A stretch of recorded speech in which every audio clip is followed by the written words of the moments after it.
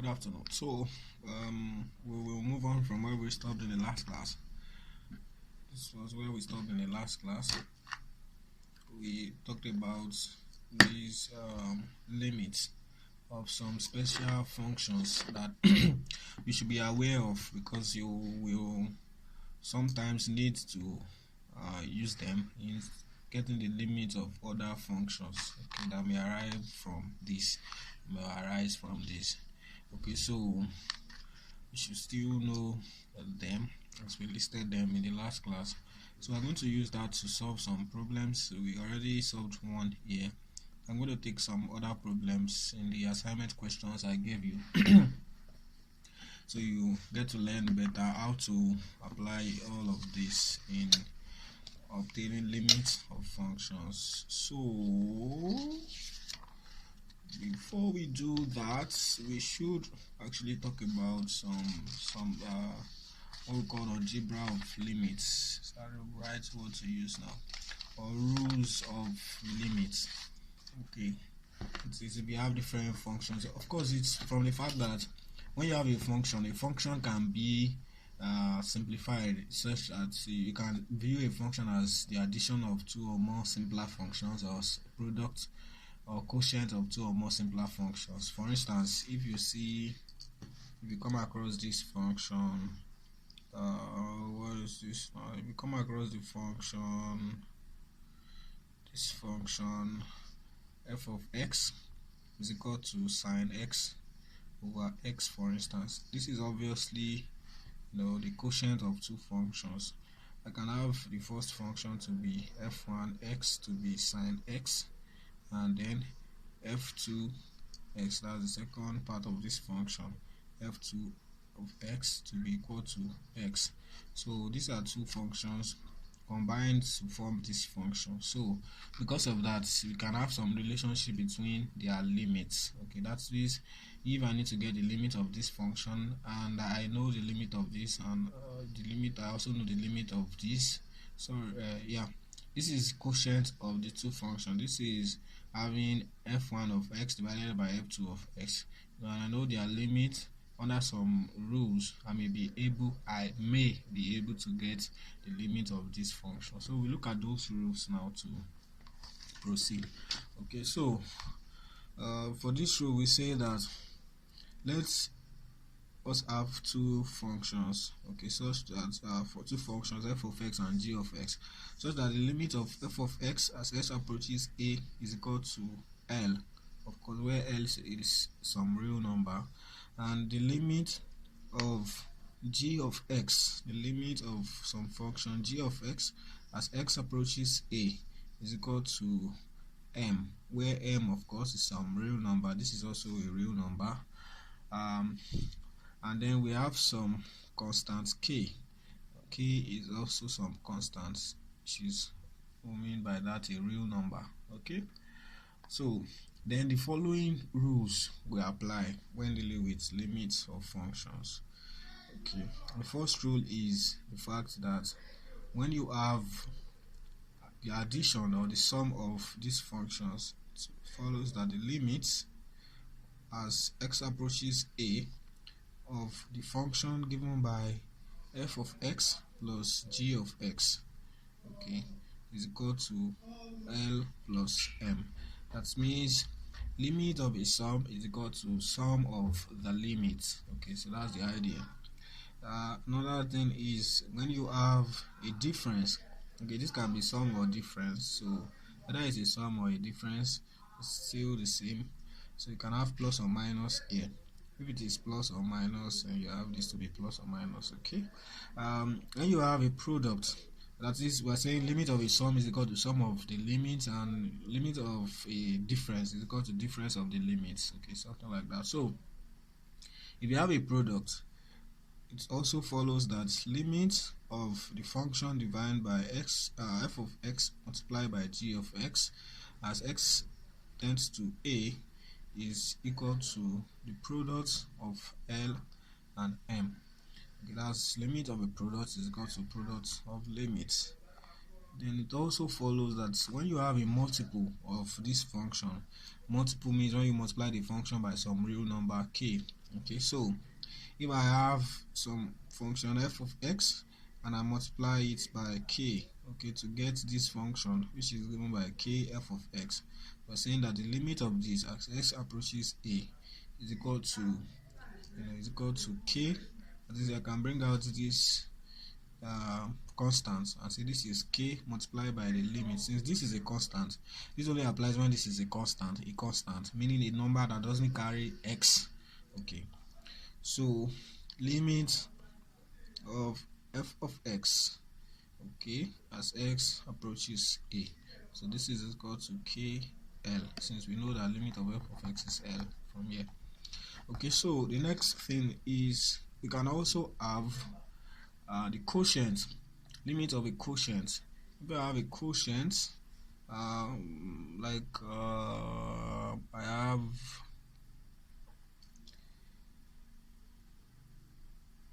limit of f of x over g of x as x approaches a.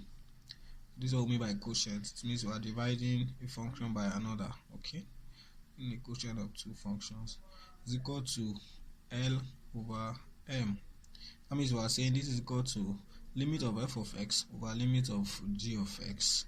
Okay, and this is correct provided m is not equal to 0. You know, if m were equal to 0, this will be infinity, which you will say that for which you will say the limit does not exist.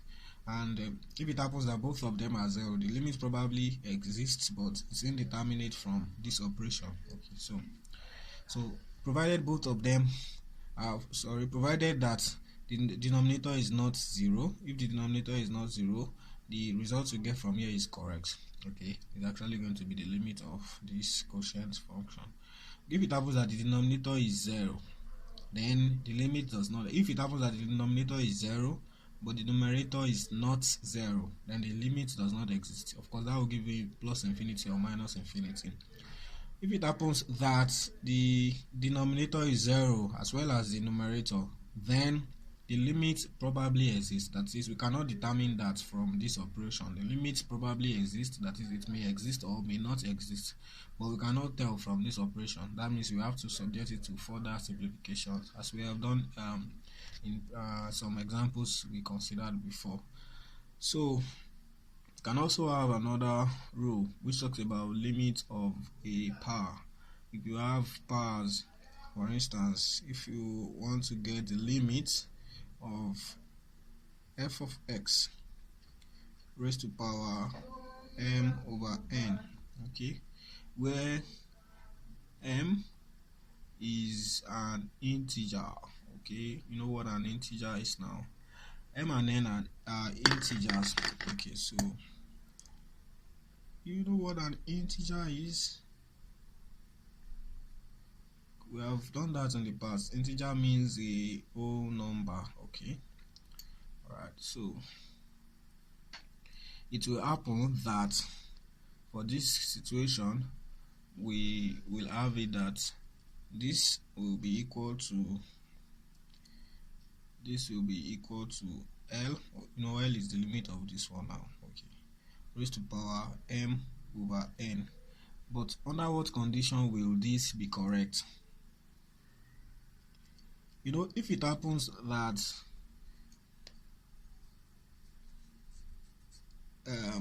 you should notice something here, the fact that what we have here is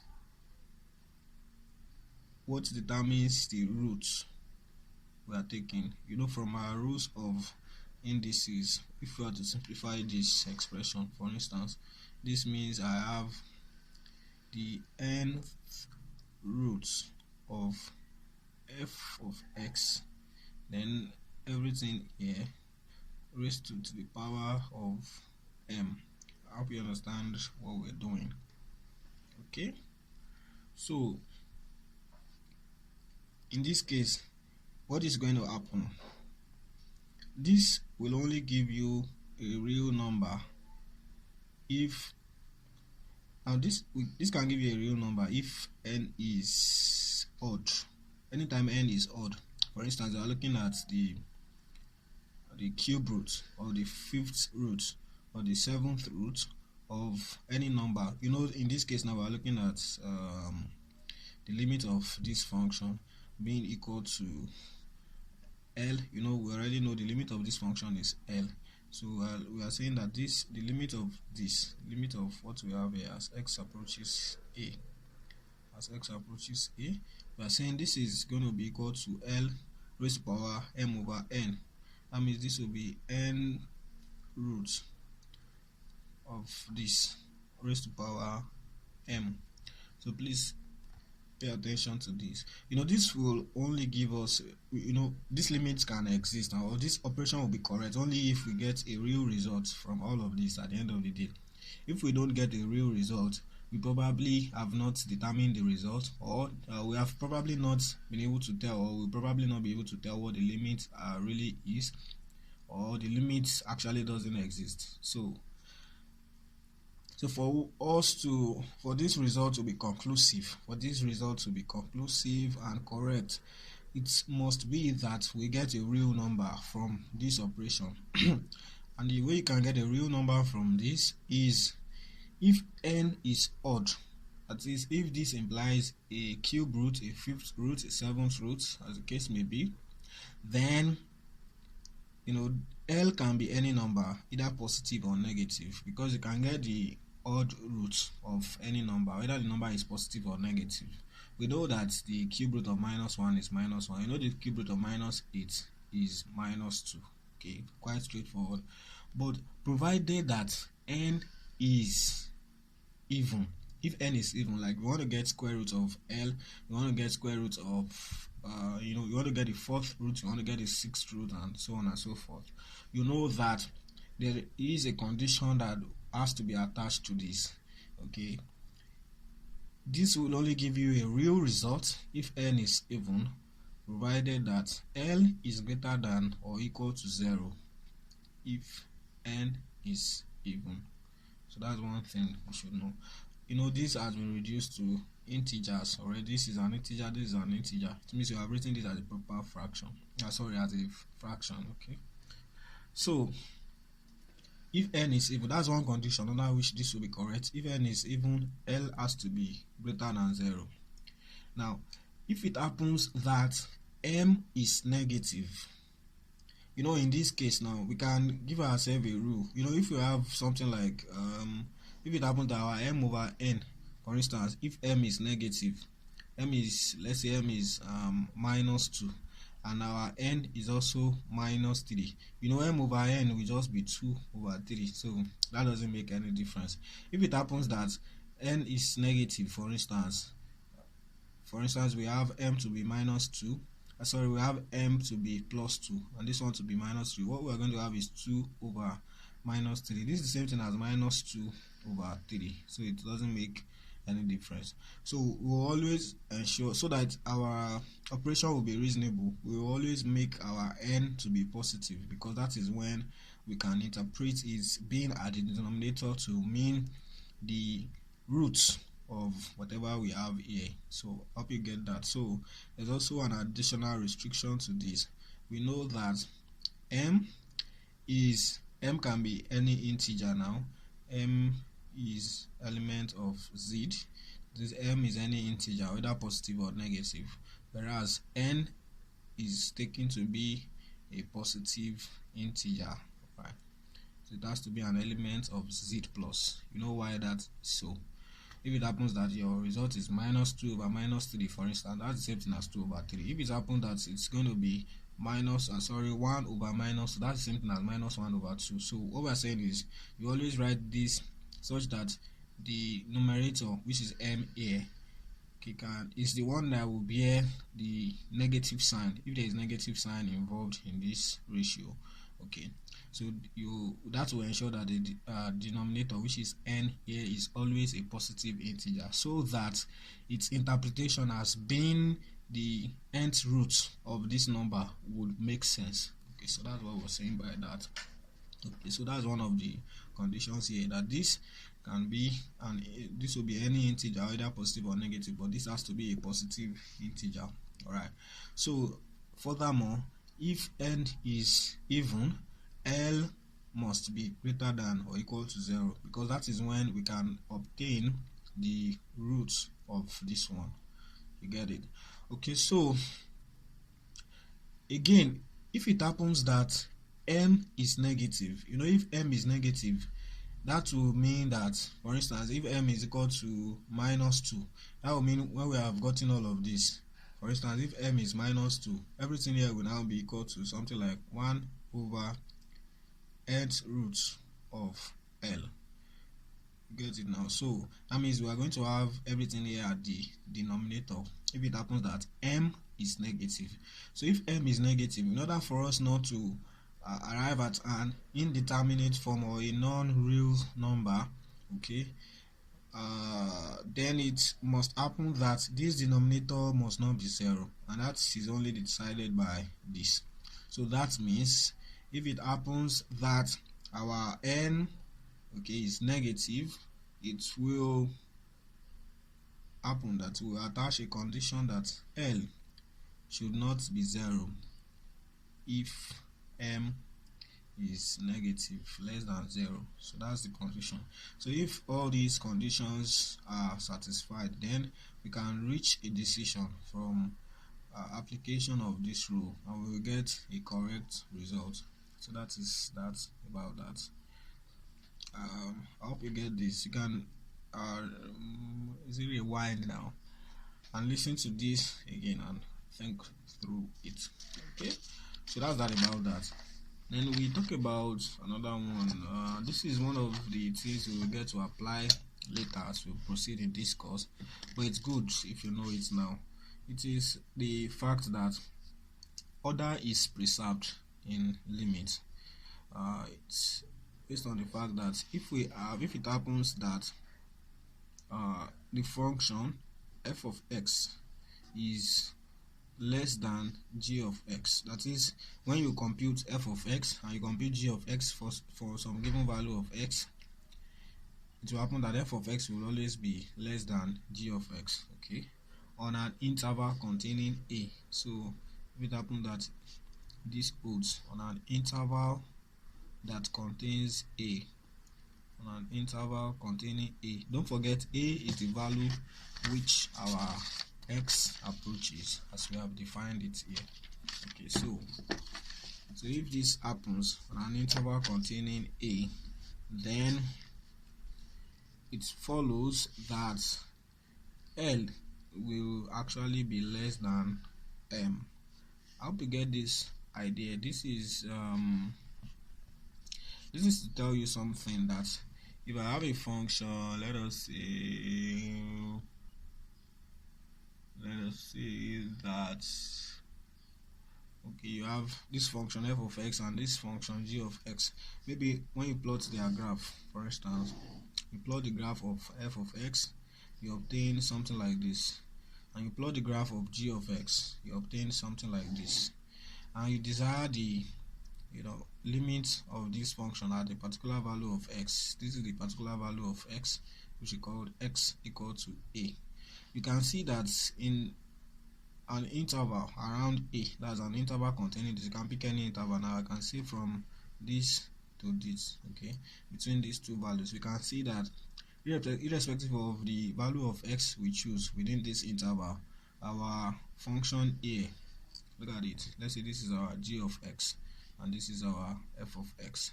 So you can see that g of x is always greater than f of x. You see this is at the higher level to the y-axis. When you trace this out, this is the higher value compared to this. So g of x is always greater than f of x in this interval. So it is just commonsensical to expect that the limit of g of x as x approaches a, where a lies in that interval, will surely and certainly be greater than the limit of f of x as x approaches a.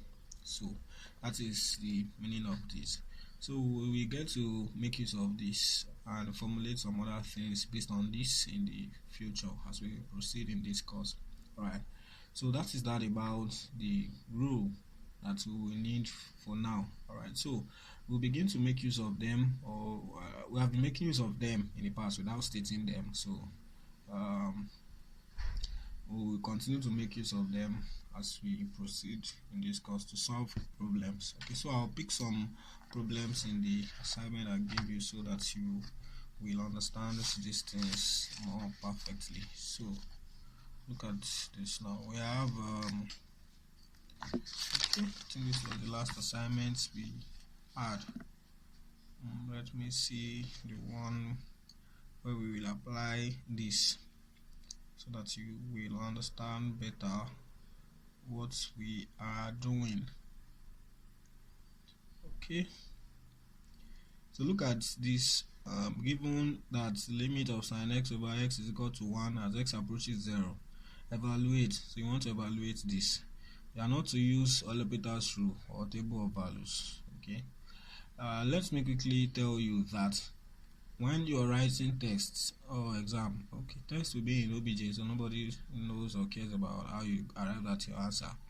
When you're writing an exam, you should use this table of values method if and only if 1. No method is specified. 2. You cannot think of any other method, or that is, you have probably tried to process the ways you can actually simplify the whole thing and have it make sense to you, but still nothing is forthcoming. Then of course, to avoid losing out totally, you can just save face with this table of values method and proceed. Okay, but because it has not been presented to you in the school lectures, it should not be the first thing that comes to your mind when you come across a question. But if it is OBJ, of course, the table of values method actually reinforces the or tries to explain what we are doing when we're trying to evaluate with calculator, so nobody cares about how you got your answer in an OBJ question. And of course, the calculator is like the fastest means to get your problem solved in most cases. Okay, so I'll pick one of them and have it solved so you see how to approach this. So look at this now. Limit of, we want to get limit of 1 minus cos x over x squared as x approaches 0. 1 minus cos x all over x squared as x approaches 0. The limit of 1 minus cos x all over x squared as x approaches 0. So the only thing we know here is the background knowledge of the fact that the limit as x approaches 0 of sine x over x is equal to 1. So we want to use this to obtain this. That means we want to simplify this to a point that we get something that looks like this, or something that looks like this, being multiplied or divided by another term that we can easily get its limits. Okay, so obviously there's no how we want to get sine x from all of these without going through some processes to simplify this so that it comes across as sine x or something that relates to sine x. Okay, so to proceed, one of the things that should come to your mind is you can decide to multiply all through by 1 minus cos x. So you can multiply this by 1 plus cos x. So when you multiply all this by, so how did I know I should multiply by 1 plus cos x? It is because I have experience just like you dealing with trigonometric functions, and I know from my experience that when I have this, this is product of what's it now? Difference of two squares is going to give me difference of two squares, and I know that when I have 1 minus cos square x, for instance, is going to give me sine square x, which can get me closer to my result. So it is intuitive, like by intuition from your experience, at lower level. That is why, that was why you had to do trigonometry and other elementary stuff before you got to this point. Okay, so that was why I said those things still very essential here. So I know that this is equal to 1 minus. Of course, there's a condition we would usually attach here, the fact that this should not be equal to 0. What we are using to multiply both sides should not be equal to 0. Of course, when you put in 0 here, when x is equal to 0, this is not going to give you 0. There's no how this will give you 0. Okay, so you have that sorted. In the interval we are dealing with values around 0. So for values around 0, it is not possible that this thing will be 0. This thing will only be 0 when, is it even possible to be 0? Okay, when you have cos x to be minus 1, this is going to be 0. Cos x being minus 1, can you think of that? That should be something like pi 180 degrees. That's quite far away from 0 that we are dealing with. So we have no issues using this. Okay, so this is going to be 1 minus cos square x, or 1 square minus cos square x. 1 square minus cos x all squared from difference of two squares. Okay, this is difference of two squares, which can be simplified into this. What I'm saying is this: you should know before now that when you multiply a minus b and a plus b, it's going to give you a square minus b square. Okay, you know how to simplify that. Everybody knows that. So this is going to be this all over x square into 1 plus cos x. Fine. So then I can say that the limit of 1 minus cos x divided by x square as x approaches 0 is equal to the limit. So I know again that from my knowledge of trigonometry, I'm aware of the fact that sine square x plus cos square x is equal to 1, which provides that 1 minus cos square x is equal to sine square x. Okay, which tells me that what I have here is going to be equal to the limit of sine square x divided by x square into 1 plus cos x. So is it looking like what I can make a substitution like this for? Yes, it's obviously looking like it. So I can make this to be sine x over x all squared. Then I have this separate. So I can say this is equal to the limit as x approaches 0 of sine x over x all squared, then multiplied by 1 over 1 plus cos x. You know, I have this as now product of two functions, and from what we have done just now, the limit of a product is equal to product of the limit. So I know that again I can, from the power rule we have said, we can get the limit of this and raise it to that power, so we're good to go. This is just like we have 2 over 1, so we're going to have limit. So this is equal to the limit. I can say this is limit of sine x over x as x approaches 0, all squared. I've invoked 2 rules here now. Alright, the power rule and the product rule simultaneously. So this multiplied by the limit as x approaches 0 of 1 over 1 plus cos x. Okay, so this is equal to limit of sine x over x is 1 raised to power 2 multiplied by, so I can make a direct substitution here and get a result, because I know that cos 0 is 1. So what I have here is 1 divided by 1 plus 1, so I can have this as 1 over 1 plus cos 0. So cos 0 is 1, so 1 plus 1 is 2, so I have 1 over 2. 1 square is 1. 1 over 2 times 1 is 1 over 2. So my result is 1 over 2. That is the limit of the function. So I can make a confirmation using calculator. I recommend this whenever you are solving a problem like this, just to be sure that you have not done something wrong. Okay, so you can say that our 1 minus cos alpha x, okay, divided by x all squared. We calculate, can do 0.001 for instance, and see that's 0.4999, that's 0.5, it's approaching 0.5, which is 1/2 that we have down here. You can check for the below, minus 0.001, you see it's also 0.5. Alright, so that confirms our result is correct. Alright, so we're good to go.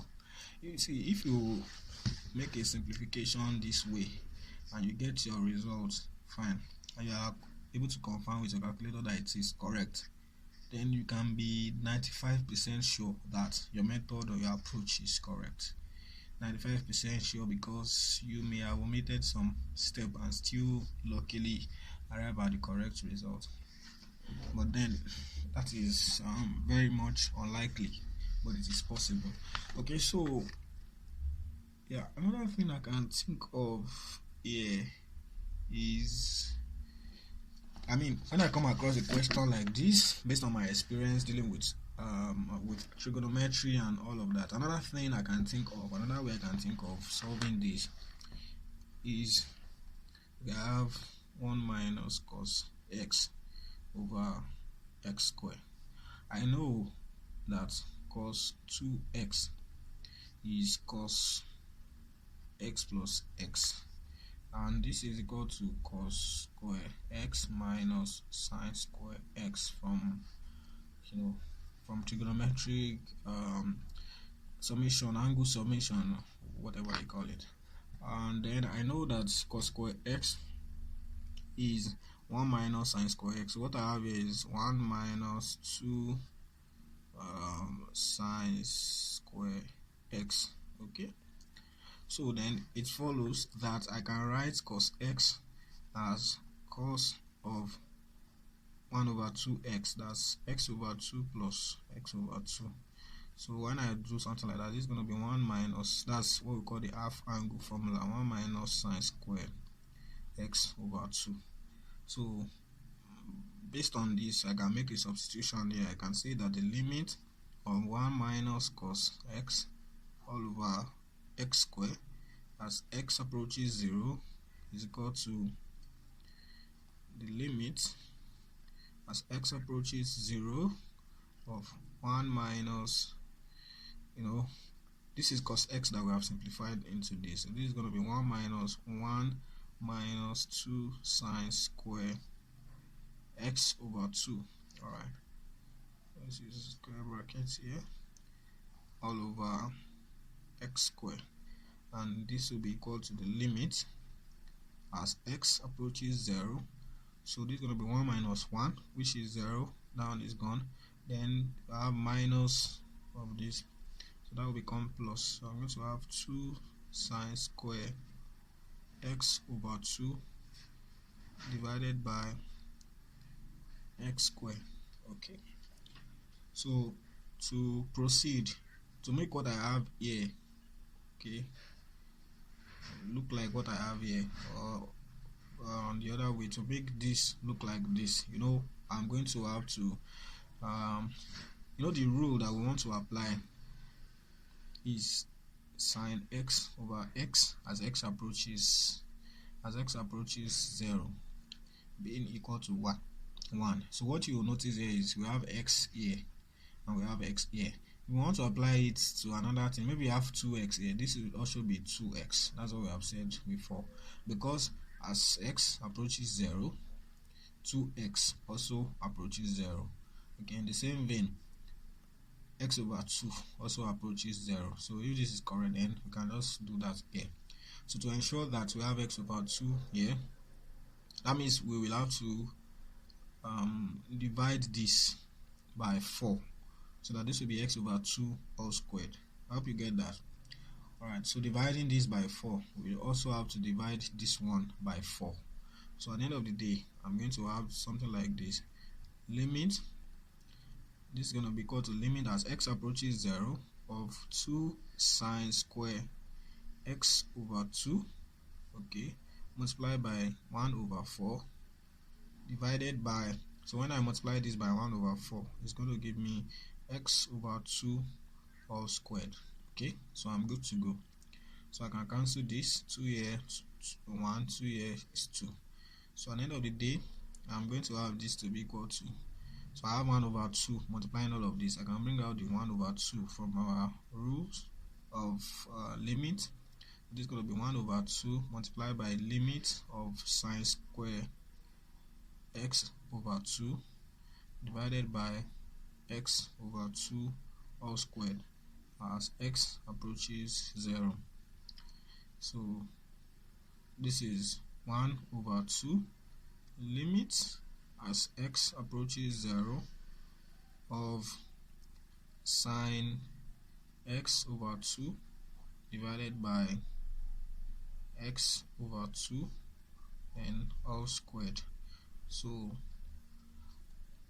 I can say that, but as x approaches 0, x over 2 also approaches 0, so that what I have here, the limit I'm driving at, will be equal to 1 over 2 multiplied by the limit as x over 2 approaches 0 of sine x over 2 divided by x over 2, all squared. So now this looks exactly like this, because this says that I have limit of this as x approaches 0. So I have the same thing here. This is x, and it is x that is approaching 0. This is x over 2, this is x over 2, and x over 2 is approaching 0. So because of that, I can directly use this result. So what I have here is going to be 1 over 2 multiplied by 1 all raised to power 2.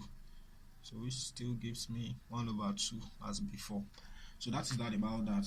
So you can use the half angle simplification. You can multiply both sides by that, and that is going to give you your results. Okay, so we're good to go on that. Let me pick another one that may have given you problems. Others are also solved by simplifications like that. I will give you the corrections to all of them later. I think this one, limit of x minus 3 cosec by x as x approaches 3, particularly because this one is approaching 3 and not 0, so we have issues with that. This is x minus 3 cosec by x as x approaches 3. So I have limit of x minus 3 cosec by x as x approaches 3.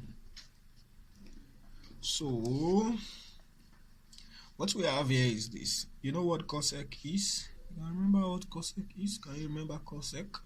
Can you remember sec, secant? Can you remember cot, cotangent? Okay, we say cosec is inverse of sine. Okay, so what you have here is x minus 3. If you make a direct substitution, this is 1 over sine pi x. So if you make a direct substitution of x equal to 3, you're going to have x is equal to, you're going to have something like, this is the same thing as having x limit as x approaches 3 of x minus 3 divided by sine pi x. Okay, that's what this means. That's the meaning of cosec. So if you check this, for instance, sine of 3 pi, that's when you substitute 3 into this, sine of 3 pi is going to be equal to 0. So what you have here is going to be 0 over 0, which is indeterminate from direct substitution. Okay, so we will proceed to do other simplifications, which excludes substitution, which excludes using table of values or using L'Hopital's rule. So the way to solve this is to make simplifications, but then you can see that the substitution we are restricted to making here is sine x over x. It's limit of sine x over x as x approaches 0 being equal to 1. So we expect that, or we look forward to, this limit being in such a form as this approaching 0. So how can we do that? So the way to do this is to say that, or to acknowledge the fact that as x approaches 0, as x approaches 3, as x approaches 3, we are very certain that x minus 3 approaches 0. You know what that is, right? You can just substitute here, or we're doing something like carrying this to that side to become minus. We know that as x approaches 3, x minus 3 is going to approach 0. Okay, so if that is the case, then we can make a substitution, and we can say that let some h be equal to x minus 3. If h is x minus 3, then so that we are doing this so that h approaches 0. Why are we doing having this approach 0? Because we are interested in simplifying this such that we have something approaching 0, so that we can use or induce this result, okay, at some stage in our simplification. So that h approaches 0 as x approaches 3. So based on that, we can now use this simplification to solve this problem. So if h, that means we are making a substitution now. Wherever we have this, we are making a substitution. That is, we want our variable now to be in terms of h instead of being in terms of x, so that our condition here will be that h is approaching 0 instead of x is approaching 3. Why do we have to do that? So that we will be able to use these results already given to us. Okay, so how do we proceed with that? So because our h has been defined as x minus 3, it follows that our x will be given by h plus 3 when you make x the subject here. So that means wherever I have x right here, I can replace it with h plus 3, right? So it will then follow that we now write that therefore the limit of x minus 3 divided by sine pi x as x approaches 3 is equal to the limit. I'm now substituting for h. So I know that as x approaches 3, h approaches 0. Okay, so this will be limit of h approaching 0, limit as x approaches 0 of x minus 3. Instead of x, I'm using h plus 3 because I know that x is h plus 3, then minus 3.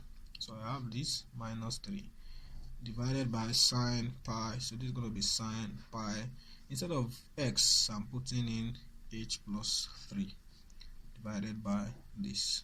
Alright, so that's that about that. So we can then deal with this result. Whatever this gives us is the same as this. Okay, so this is like this is the same idea. Actually, this is where the whole idea about differentiation by substitution or integration by substitution and all those things actually came from. You would remember at the beginning of this course, I told you this is a foundation for calculus. We are still going to deal with differentiation from the first principle. In fact, differentiation from the first principle is what is now being presented to you as differentiability of functions. Differentiability of functions, trying to, the definition of differentiability and all of that is to drive home the idea about differentiation from the first principle. So we are laying a background for calculus. Okay, so all those ideas you had to use in calculus actually stem from these, fundamental, let us say, can I say truths now? Okay, from some fundamental truths we have here. Okay, permits my use of language. Okay, so this will be equal to the limit as h approaches 0 of h over sine of pi. So I'm going to have, when I put this in the bracket, it's going to be pi h plus 3 pi. Alright, So I have something like this. Okay, so then love this. Alright, so I have something like that. Now I have two options. I can decide to make this equal to pi h plus 3 pi h. I can decide to put this in a form that will give me pi h plus 3 pi h, but that is just not possible.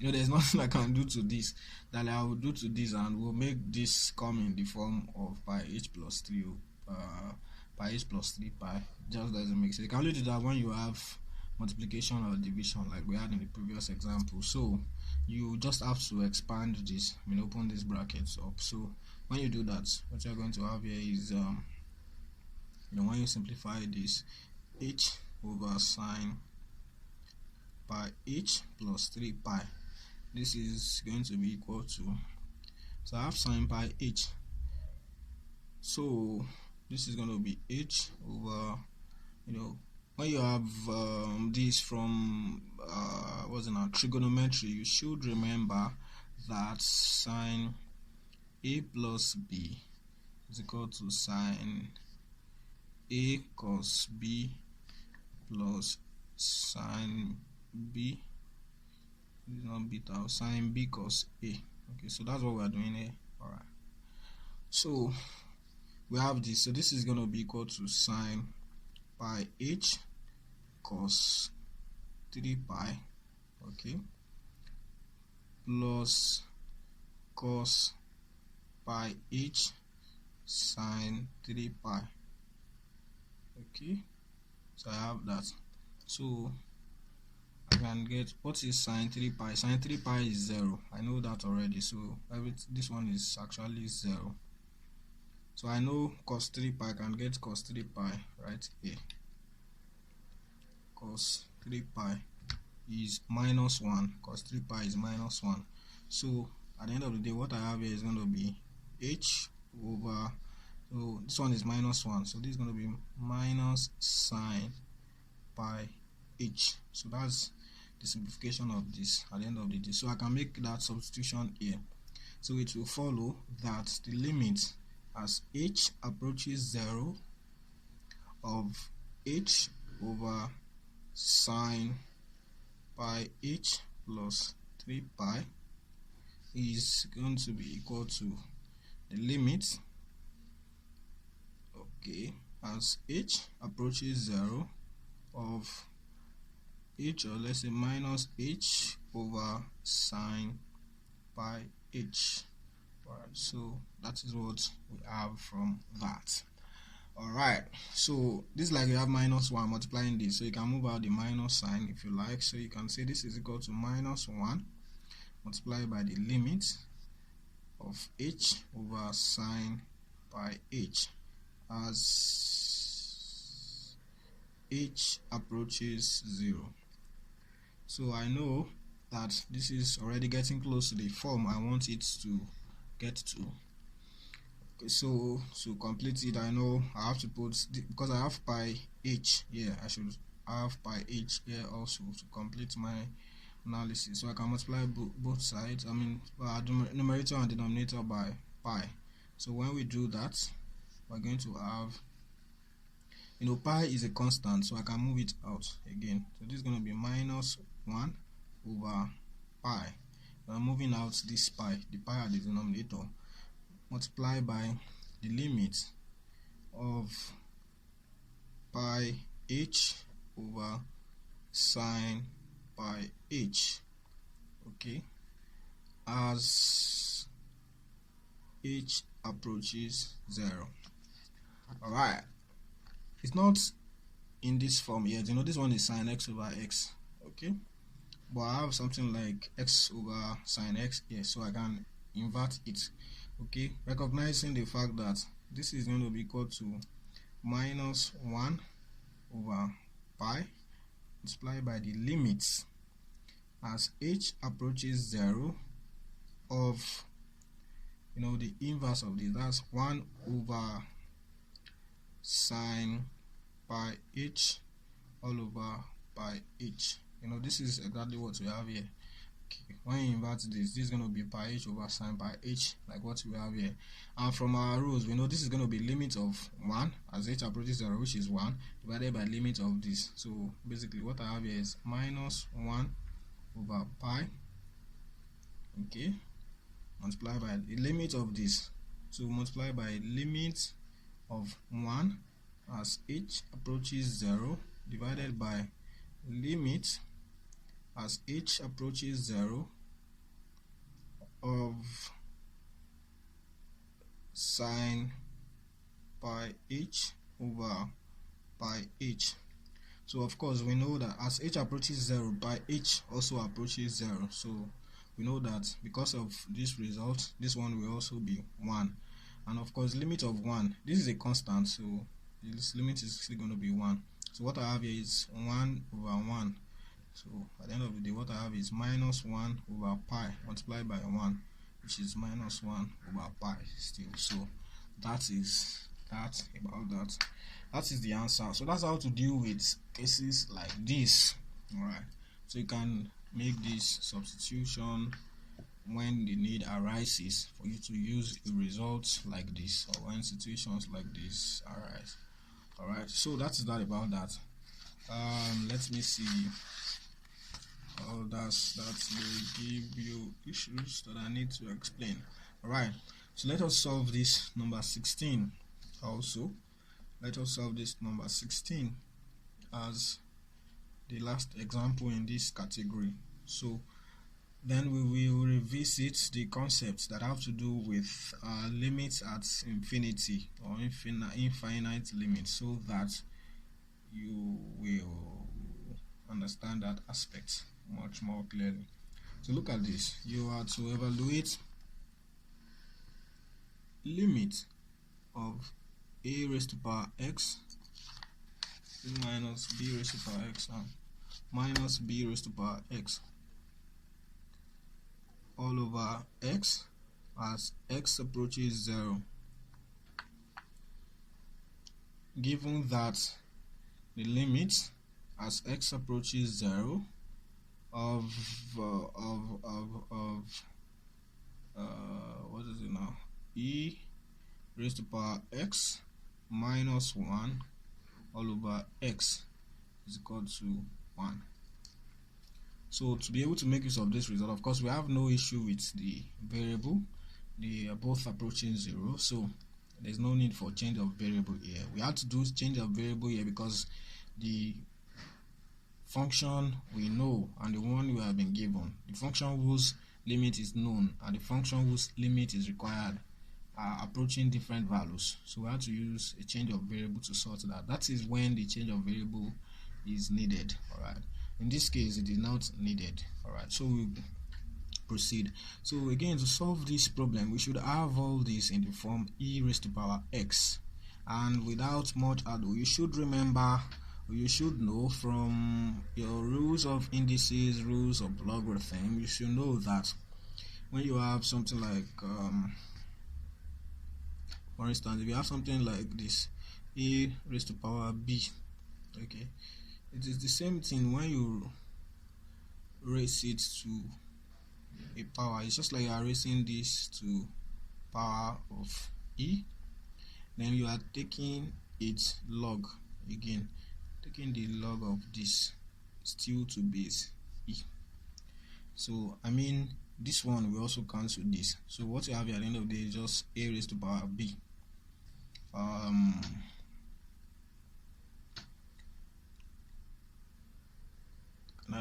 Can we get an example on that? I'm thinking of an example on that. For instance, look at something like 2 log 8 to base 2. 2 raised to power log 8 to base 2. So this is the same thing as log 8 to base 2, the power to which 8 is raised to, or the power to which 8 would be raised to give you 2. That's 3. 2 raised to power 3 is 8. So log 8 to base 2 is 3. So at the end of the day, this is just 2 raised to power 3, which is 8. So it's the same thing you would get if you just crossed out this and just reckon with the 8 you have here. Alright, so that is just the idea we're going to use here. So we desire that this should be in the form e raised to power something. So the only way we can do that here is to recognize that our a raised to power x is the same thing as e raised to power ln a raised to power x. Understand why we're doing that? Ln is log to base e. Alright, so again our b raised to power x also is going to be e raised to power ln b raised to power x. And of course, from our rules of logarithm, we can actually bring this to the base of the logarithm. So this is going to be e raised to power x ln a, and then this is going to be e raised to power x ln b. We were told in the question that a and b are greater than 0. They are positive numbers. Okay, so this is ln b is actually a constant, ln a is a constant. Okay, so we can use that substitution here to simplify this. So it will follow that limit of a raised to power x minus b raised to power x all over x as x approaches 0 is going to be equal to, this is going to be equal to, what will that give us now? Making this substitution, e raised to power x ln a minus e raised to power x ln b divided by x, limit of this as x approaches 0. Alright, so we have simplified this to this point. Then to proceed, we need to have it in this form. Now, you cannot have it in this form by dividing all through by this. If you divide all through by this, as some of you did, the issue is if you divide all through by this, you also have this dividing something at the denominator, which will further complicate this function. So what then is the way forward? I mean, if you decide to divide numerator by e raised to power x ln b, for instance, so that this will be e raised to power x ln a over minus whatever you get from here, minus x ln b minus 1, so that you have just minus 1 here, then it will also affect this, because to be fair, you have to also divide the denominator here by the same thing, and that will actually complicate the matter. Alright, so then if you also do that, if you do that, actually there is a way out. The reason that you may do that and get a correct answer at the end of the day is because of this. Look at it. If you decide to do what I just said now, we're going to have limit as x approaches 0 of, you can divide all through by e raised to power x ln b. So this is going to be e raised to power x ln a divided by e raised to power x ln b minus 1, then divided by x divided by e raised to power x ln b. You have to do whatever you do to the numerator, you have to do the same to the denominator. And then dividing through, you want to ensure that what you are dividing through is not 0. Of course, there's no how e raised to power x ln whatever you may have here, there's no how, whatever real number you may have here, there's no way e raised to power some real number will give you 0. It's not possible. So we're good to go, we are safe in this approach.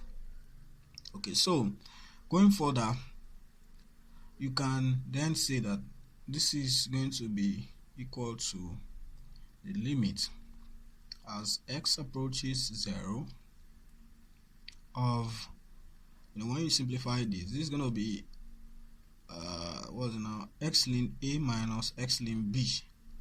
Okay, so you're going to have this to be e raised to power, from your rules of indices, when you have when you have this a raised to power x divided by a raised to power x divided by a raised to power y is the same thing as a raised to power x minus y. So this is going to be e raised to power x ln a minus x ln b. So you have something like that, and then minus 1, then all over x.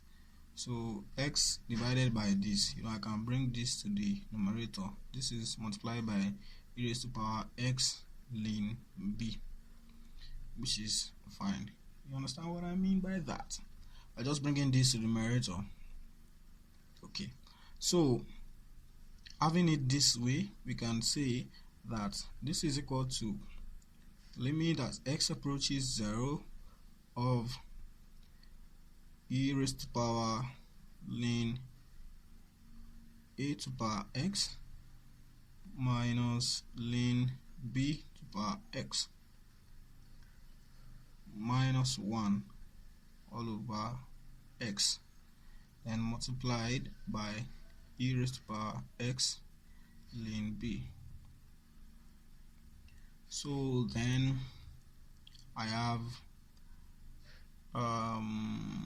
the direct implication of this, or why this condition had to be given, why it was necessary, was because if a and b were not 0, we would not be able to define this ln a.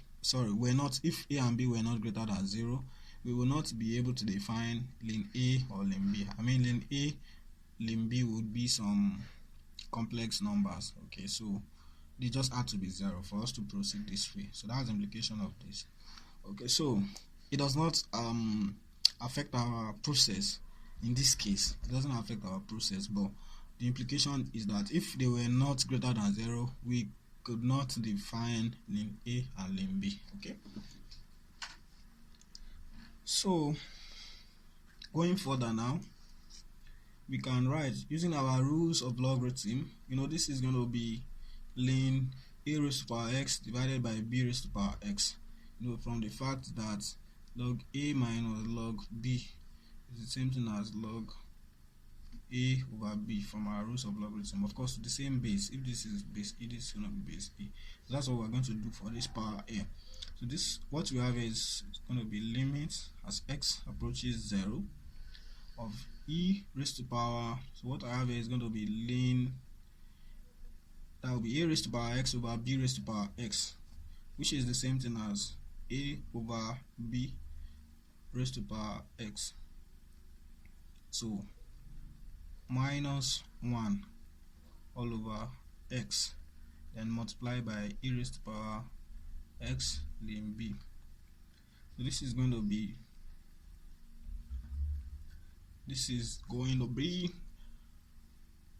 the limit as x approaches 0.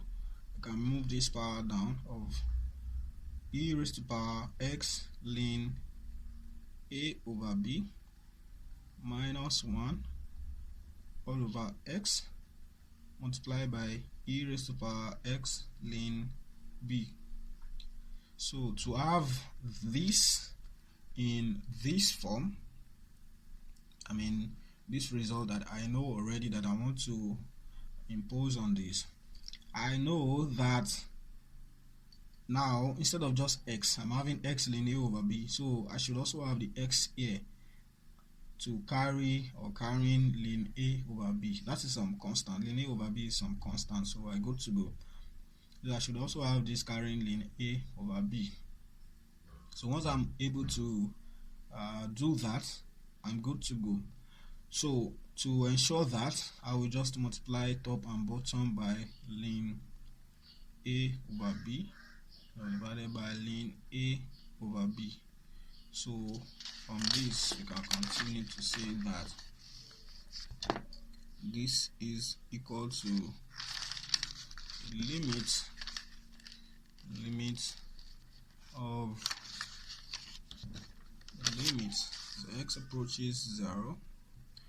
this is quite long and unreasonable, but I just want to solve this so that we know if it happens that this is what comes to your mind first, you can solve it this way and you are good to go back. But there is a better way to solve this without going through all these problems or issues. Okay, so e raised to power that, then divided by, e raised to power, this is e raised to power x ln a over b minus 1 divided by, so what we have here now, we're using this to multiply this. Okay, so already using this to multiply this, so we're going to have at the denominator, we're putting x ln a over b. Okay, then multiply by what we have at the numerator here, ln a over b, multiply by e raised to power x ln b. This is just the stuff we have here, raised to power x ln b and ln a over b. So ln a over b is a constant, so I can move it out of the whole thing. Again, I can recognize the fact that as x approaches 0, x ln a over b also approaches 0, because ln a over b is some constant. Okay, so what I have here is also approaching 0. Alright, so at the end of the day, what I have here is going to be ln, it's going to be, when I move this constant out, this is going to be ln a over b from one of our rules of limits, and multiply by the limit of e raised to power x ln a over b minus 1 all over x ln a over b. As x approaches 0, I know that x ln a over b, okay, approaches 0. Then multiply by the limits using our rule again, as x approaches 0 of e raised to power x ln b. Alright, so this is going to be what? From what we have been given now, this looks exactly as we want it. We have been given e raised to power, some variable minus 1 divided by the variable, okay, as that variable approaches 0, so it looks exactly like we want it to be. Alright, so this is going to be ln a over b multiplied by, so this is 1 according to what we have been given, 1 multiplied by e raised to power, so we can get this by direct substitution. By substituting x equal to 0 here, we have the power to be 0. E raised to power 0 is 1, so this is e raised to power 0 ln b. So this is e raised to power 0, which is 1. So 1 multiplied by 1 multiplied by this. This is simply ln a over b, and that is the answer. Okay, this is quite now what I have done now, you know that if you erroneously omitted this being at the denominator, you would get the same answer, because eventually the limit of this was 1. Okay, you would have gotten a correct result, but you would have had a wrong approach or wrong workings. Okay, so that's why I said the other time that confirming with calculator is just a 95% assurance that you have done it rightly. Okay, so the 5% is there are chances that you have done the calculations or the workings the wrong way, but you still arrived at a correct answer. Okay, so this is an example of such a situation. Some of you did it erroneously like that. You didn't recognize that you have to divide the denominator by this, and yet you obtained a correct result, a correct answer. Alright, so while that would be fine for an OBJ question, because nobody knows how you arrive at your answer, of course it will not get you a full mark in a theory question. And obviously you can see that there's no way you can actually calculate this with, you can do this with calculator, but permit me to say there is a way you can do this with the calculator. Okay, so how you can do this with calculator and confirm your results is to assign values to a and b, under this restriction that a and b are greater than 0. So you can say a is equal to 2 and b is equal to 3, for instance. and then enter it on your calculator and find out what the limit is. So when you've gotten what the limit is, as it is in your calculator, then you go to the options you have. In the options, you can have something like ln a over b, you can have something like e raised to the power a over b. So for each of the options, you make the calculation. For instance, if they said ln 2 over 3, you calculate to calculator, write the answer down what ln 2 over 3 is. If they said another option is ln e raised to the power a over b, for instance, okay, you calculate this also with your calculator, write down what it is. They may say in another place that the answer is ln ab, you calculate this, write it down. They may say in another option this is a ln b, write it down. So you see which one of them matches your result when you substitute 2 and 3. So that is your answer, most likely your answer. Okay, so that is the way to find your way around all this if it happens to be an OBJ question. So that is that about that. Alright, so what we're trying to say is this: if I choose my A to be 2 and B to be 3, for instance, I'm going to worry about the limit of 2 raised to power x minus 3 raised to power x all over x, okay, as x approaches 0. So from below, you can find out I have minus 0.451. then I find out from above, try to calculate maybe 0.001. I check, I still have minus 0.458. so something like this. So I'm looking at something around this, so I can check with a closer value, 0.0001 for instance. So I have minus 0.405465514, something like that. So I'm expecting a value like this. So from the options, when I begin to substitute a equal to 2 and b equal to 3, if I have all these options there, for instance, I'll just calculate what is ln 2 over 3. Ln 2 over 3.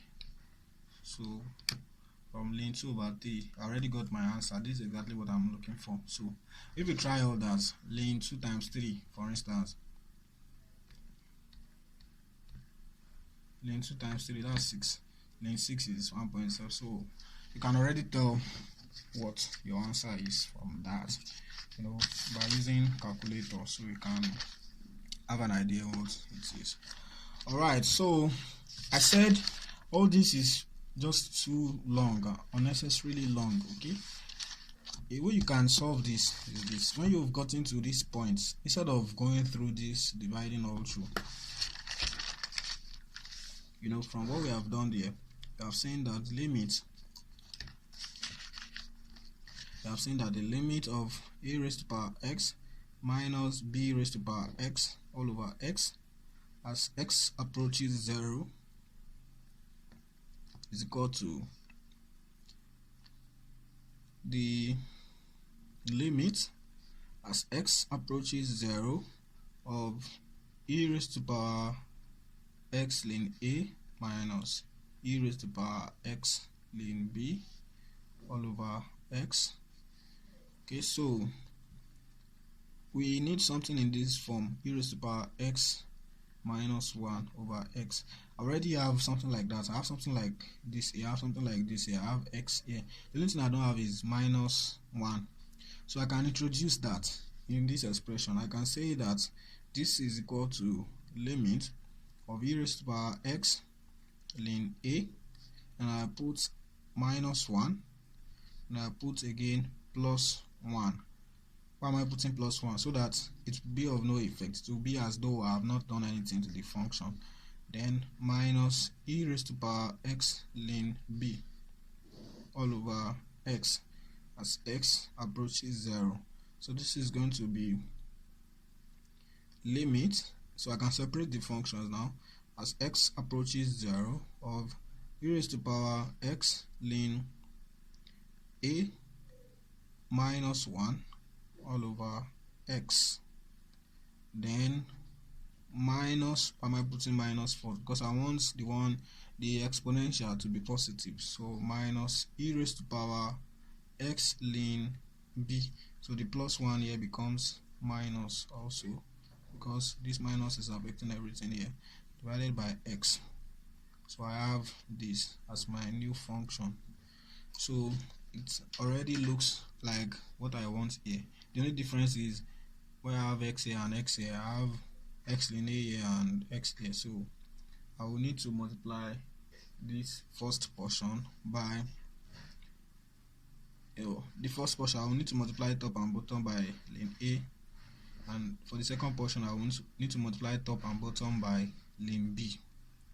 So from our rules of limits, this is just going to be equal to the limit of e raised to power x ln a minus 1 all over x ln a. That's when I multiply both sides by x ln a. I mean numerator and denominator by ln a. So as x approaches 0 minus the limit as x approaches 0 of e raised to power x ln b minus 1 all over x ln b multiplied by ln b. Alright, so from here I can drag this out. For this case I can drag this out. So this, what you have here, is going to be ln a multiplied by the limit as x approaches 0 of e raised to power x ln a minus 1 divided by x ln a minus limit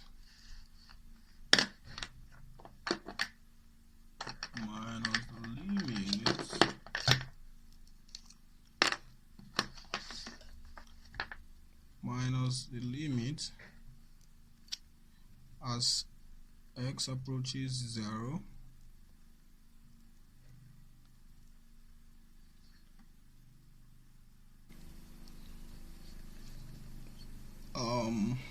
e raised to power,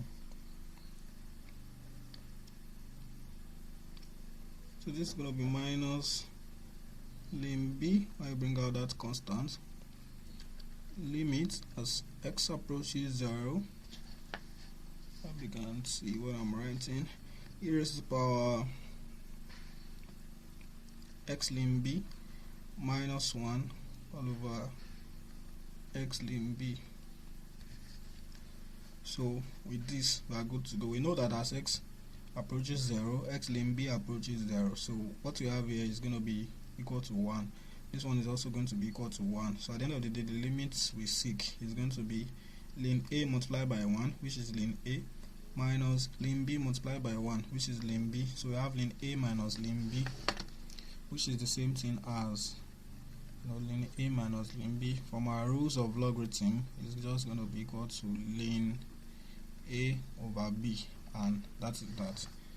About that, this is quite short. I mean, shorter than what we had going through all of this. Okay, so that's that about that. With this, you should be able to solve other problems along this line. Just see how you are able to, or how you can rewrite that function such that it comes in a form related to or similar to the one whose limit is known, which you are supplied with. The relation could be as a sum. It could be as a sum of the function and another function whose limit can be obtained by direct substitution. It can be a product of that function and another function whose limit can be obtained by direct substitution. It can be a quotient, and so on and so forth. So that's the way to deal with cases like this. Alright, so again, in the last class we talked about limits at infinity. So we will solve some examples or some problems from the assignment so that you will understand some things about the limits at infinity, some other things you need to understand. So look at this case. Look at the situation where you're asked to find, look at this, limit as x approaches infinity.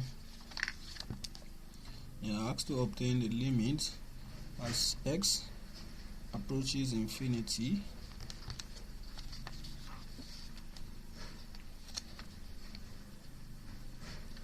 of where is this now, of 3x cubed minus x squared plus 2, 3x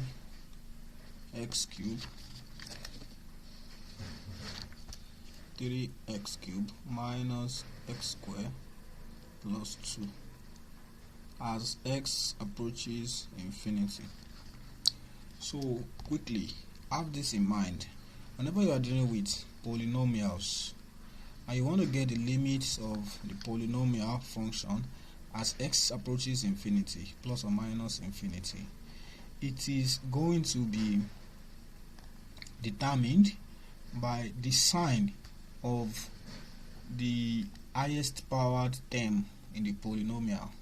What do I mean by that? The term in this polynomial carrying the highest power is this 3x cubed. Now this is for a polynomial. Don't forget a polynomial is a function having integer powers, okay, positive integer powers, okay, for the variable in question, okay. So in this case, the highest power of this, the highest power of in this polynomial is x cubed, is 3. So the term carrying the highest power is this 3x cubed. So the sign of this determines what this polynomial approaches, because as x becomes very, very large, what will predominate f of x is going to be our x cubed. What do I mean by that? I mean that as x approaches infinity,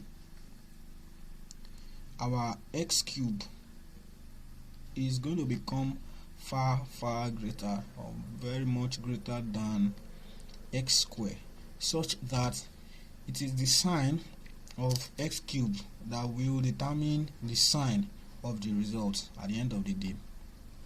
So it also follows that based on this, we can get our result by making a direct substitution into that particular term that carries the highest power, okay, and so our result will be correct, okay.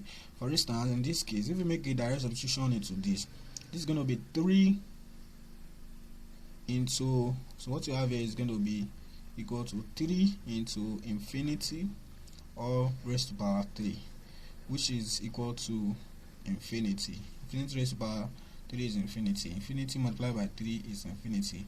If this were carrying minus, for instance, this will become minus infinity. If this were carrying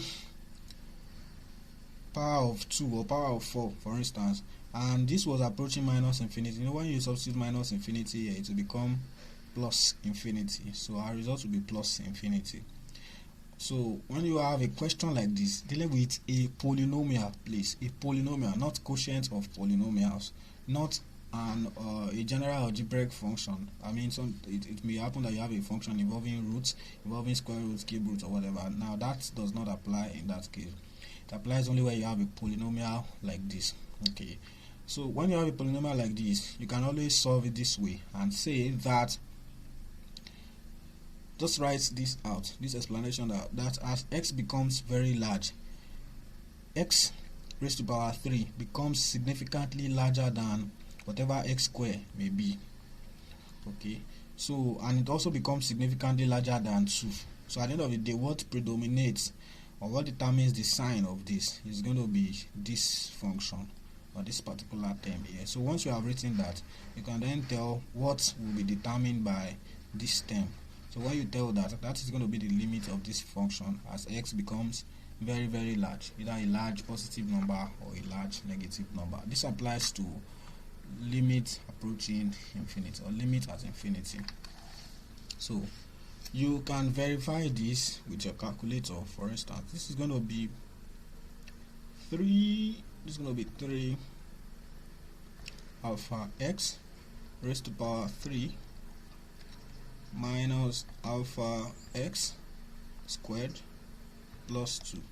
Then calculate. By infinity we mean a very large number, so you can put in this, for instance, this is going to give us a very large number, raised to the power 15. That tells you have 299,999,999,999,0000000, something like that. So it's going to give you a very large positive number at the end of the day. You can see it here. So this confirms our result. Okay, so if you put in a larger number, you're going to get a larger number, and so on and so forth. So that is the way to deal with situations like this. Don't forget, this applies to a polynomial, a standalone polynomial. It doesn't apply to a quotient function, which is a ratio of two polynomials. It doesn't apply to algebraic functions like you have something like square root or cube root involved. Okay, alright, so quite straightforward. You state this explanation, and then you evaluate this way, and you are good to go. That's your result. Alright, so it will follow that in evaluating this limit, for instance, as x approaches minus infinity, because this is the highest power you have here, this is what is going to determine, this is what will become predominant or dominant as x becomes large, as x becomes a large negative number. So you can just evaluate what will happen, what will this function give as x becomes very large. So you put in that this is raised to power 4, an even power, so it's going to cancel out the sign, it's going to make this become positive. So what you have at the end of this is going to be plus infinity when you put that in. So you can check that with a calculator. For instance, you can say alpha x raised to power 4 minus 5 alpha x raised to power 3 minus alpha x, and calculate. Now we're looking at a large negative number, so I can put minus 1, also like this. So at the end of the day, you have 1 positive raised to power 10 raised to power 10 raised to power 28, which is positive infinity. So plus infinity is going to be your result here. So that's how to deal with cases like this when you have polynomials. Please don't forget it is polynomials. Alright, so what if it is not a polynomial? How do you deal with it? Okay, firstly, let's deal with this situation where there is no quotient. I mean, this is not a ratio of two functions. Look at this. Limit as x approaches infinity of root of x squared plus x minus x. You know why you just have to do this way? You know, if you substitute directly into everything, you're going to have here infinity minus infinity plus 2, which doesn't make sense. Infinity minus infinity is going to be some indeterminate stuff. Alright, so which is actually not the case here. So in this case, of course, you should remember that in this case the limits can only be either plus infinity or minus infinity. Yeah, when you have polynomials like this. Okay, so when it is plus infinity, it cannot be that this one is from above or from below. You know, from above or from below does not make sense when you are dealing with infinity. There's nothing like limit that just approaches infinity from above or from below. That does not make sense. If you understand what infinity means, you should know that that does not make sense. Okay, so now look at this situation. How do we deal with a situation like this one? We have a limit as x approaches infinity of square root of x squared plus x minus x. Is that what it is? Yeah, x squared plus x minus x. So again, you see that when you make a substitution here, again you're going to have infinity plus infinity, which is infinity. Square root of infinity is infinity, then minus infinity. Infinity minus infinity is indeterminate. You may foolishly say infinity minus infinity is 0. I've explained to you before. Infinity divided by infinity, 0 divided by 0. Infinity over infinity they are indeterminate. I've explained why they are indeterminate before, because infinity means a large number. This means a large number. We don't know which of them is larger, so we cannot tell what infinity minus infinity is. Okay, so so that will get a direct substitution here will give you an indeterminate form. Again, you may choose to say that this is x squared plus x, all raised to power 1 over 2, and you say this one is raised to power 1, and you say because this one is having the highest power, that is foolish. that will not give you a correct result, because that is not true. This is not a polynomial, so you don't apply that here. So what you do in a situation like this is similar to what we did in the past when we had to multiply top and bottom by the conjugate. Okay, so in this case, this function is simply equal to this divided by 1. Alright, so recognizing that, you can simplify by multiplying top and bottom by the conjugate of this. You know, as x approaches infinity, there's no possibility of you getting this was the conjugate to be 0, so that does not even come in at all. So you can multiply by the conjugate of this. So what is going to be the conjugate of this? So you can write this as square root of x squared plus x plus x. What am I doing? Does it make sense? You should expect that this is x minus square root of, this should be something like x minus x plus square root of x squared plus x. That's what we have here. So you should expect that the conjugate should be minus x minus this, because the conjugate should be determined by the sign of the radical. Okay, but okay, you're correct to imply this or to say this or to do it this way, it's fine, but that's not the point here. The point here is that we want to simplify this thing at the end of the day. Okay, so let us see if this will simplify it for us. So this is square root of x squared plus x plus x. So I know this is difference of two squares, so because of that, this will be equal to the limit as x approaches infinity of, what do I have here now? This is going to be, and you multiply this is difference of two squares, so this is going to be square root of x squared plus x, all squared, then minus x all squared, then divided by what I have here, which is square root of x squared plus x, then plus x.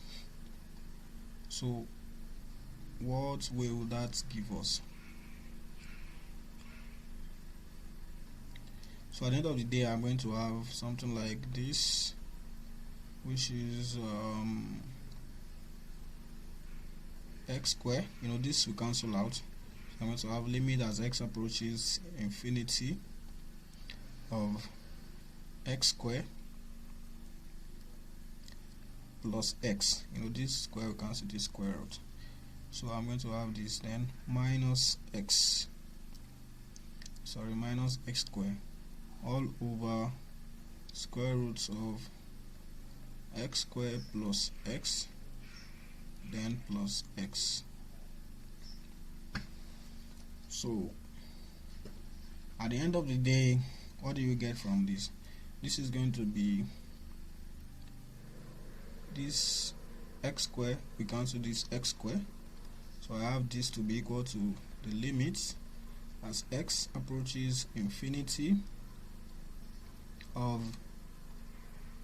x all over, this is going to be x plus square root of x squared plus x. So that is that. Then now you know that from what we have learned in the past, we can decide to divide all through by the highest power in the denominator, okay, to clear out whatever we have here. Okay, but because this is involving a square root, this is something we didn't take note of while solving the exercise I gave on the group the other day. Is this, you cannot just drag out, or you cannot just divide all through by something inside a square root. Okay, let me show you how to do this properly, and I'll tell you what it is later. What you have here is simply limit as x approaches infinity of x over x plus square root of, I can say this is, this is going to be, x squared into 1 plus, this is going to be x over x square. This is 1 over x, and that's what I have in this. So I can separate this. I can say this is square root of x square multiplied by square root of 1 plus 1 over x. So I can say this is equal to the limit as x approaches infinity of x over x plus, this is going to be roots x multiplied by 1 plus 1 over x. So that is what I have, a root of x square, rather, root of x square. So I told you something. I said square root of x square is not x. See, this is not, you see what I did here. What I did here is, this is square root of x square blah blah blah blah, then all raised to power 2. That's fine, they can cancel out, the square root can cancel the square. But when it is going like this first, if it is square first before square root, then there's a problem, because taking square first before square root already neglects the fact of whether this is positive or negative, because whether this is positive or negative, you're going to get the same result when you square it. So this has already taken off the positivity or negativity of x. That is why the proper answer, the correct answer to square root of x square is actually not x. Is not x. Rather, square root of x square is actually equal to modulus of x. So that's the result. I mean, for instance, if you asked to find maybe limit of 1 over square root of x square as x approaches minus 3, for instance. Now if you interpret this, you are going to have something like 1 over root of minus 3, all squared. Minus 3 all square is 9. Square root of 3, square root of 9 is 3. It cannot be minus 3. I've told you in the past, when you are dealing with function, there can only be one result, and we pick, whenever we have square root, we pick the positive portion. Okay, so this is just plus 3. Yeah, so at the end of the day, you're going to have 1 over 3. So this is going to be your results at the end of the day. But imagine that you already interpreted this as 1 over x. If you already interpreted this as x, this is just going to be 1 over x, and by the time you make a direct substitution, you're going to have minus 1 over 3, which is not correct. The answer is 1 over 3. Now, why is that so? Because you have not recognized the fact that what you have here is meant to be modulus of x. If you recognize it as modulus of x, by the time you substitute minus 3 here, it will just be 3 to still give you 1 over 3 as expected. If you calculate, if you use your calculator, you get 1 over 3. So the expression here is 1 over 3, because square already clears out positivity or negativity. So when you are dealing with something that has to do with a square root or any even root at all, don't just begin to divide what is inside. Instead, factorize out, taking into consideration the fact that this can be either positive or negative, okay, and this doesn't reckon with that. So because of that, this has to be modulus of x when you are clearing out this square and square roots. Okay, so that is that about that. So I can proceed from here to say that what I have here is limit as x approaches infinity of x all over x plus modulus of x, okay, then multiply by 1 plus 1 over x. So that's what it is right here. But then, so this is the result. But then I know, and I'm very sure that as in this case, my x is approaching infinity. That's a large positive number. So because I'm dealing with something that is becoming a very large negative number, it means I'm dealing with, its vicinity or its neighborhood is going to be, it's going to consist of positive numbers only. Okay, so because of that, I know that for positive numbers, as x approaches infinity, x is very much greater than 0. Okay, so I will write that. But as x approaches infinity, x is very much greater than 0, so that my modulus of x is equal to x. When you have a positive number, modulus of x is equal to x. So based on that, I can interpret this now. Because of this, I can say that this is equal to the limit as x approaches infinity of x all over x plus x multiplied by 1 plus 1 over x. So with this, I can divide all through by x, which is the highest power in the denominator. So when I do that, I'm going to have this to be equal to the limit as x approaches infinity of x divided by x, that's 1, divided by x, which is 1. Then I have this divided by x, which is 1. So this is plus 1 over x. So when I substitute x equal to infinity into this will become 0 and it is gone. So at the end of the day, what I have is going to be 1 over 1 plus 1. 1 plus 1 is 2. So what I have here is 1 over 2, which is the answer. So that is how to deal with a situation like this. Okay, so would it make any difference if you used something like this in the recognition or in the definition of the conjugate to with which to multiply numerator and denominator? I don't know if it will make a difference, but whatever difference it makes, you must get the same result. So that's it. So you can try it out. So I don't think it will make any difference, but whatever difference it makes, you should be able to reconcile it such that at the end of the day you get the same result, 1 over 2. So that is how to deal with a situation like this. Clear off the conjugate, then make simplifications such that at the end of the day you are able to arrive at something like this, okay, where you can begin to apply the rule of clearing out, what you have by using the highest power in the denominator to divide all through. So that's what we have done here. Highest power in the denominator here is x raised to power 1. So we have used that to clear this out. So that's that about that. You can confirm this with your calculator to be doubly sure. This is going to be equal to the square root of alpha x squared plus alpha x. So I have this, then minus alpha x. So calculate. So I'm looking at a very large positive number, so I'm putting in something like 1 million, so 0.4999, so it's approaching 0.5. Alright, so that's that, 1 over 2. That is that about that. So please take note of this thing. You should factorize out, recognize it as modulus of x. Once that is done, then you are good to go. You can then say, okay, if it's approaching, if what you are dealing with here is some positive number, then you can say that around that positive number, you are very certain that x is going to modulus of x is going to be equal to x. So because of that, you can say this is equal to x and move on.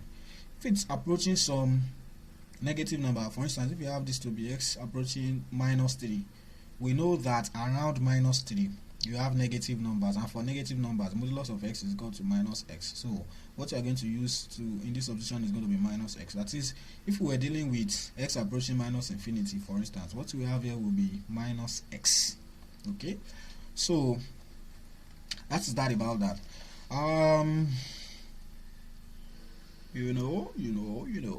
If you put minus x here, this is going to become something like minus 1 when you do all of these things, and you're going to have at the denominator 1 minus 1, which is 1 minus 1, which is 0.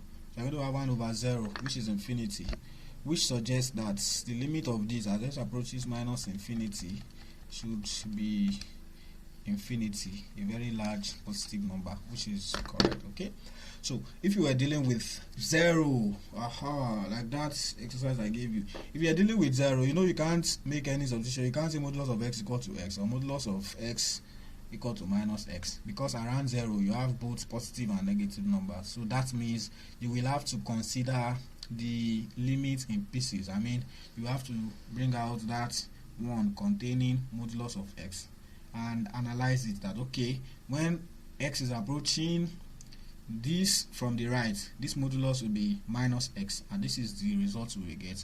If x is approaching from the left,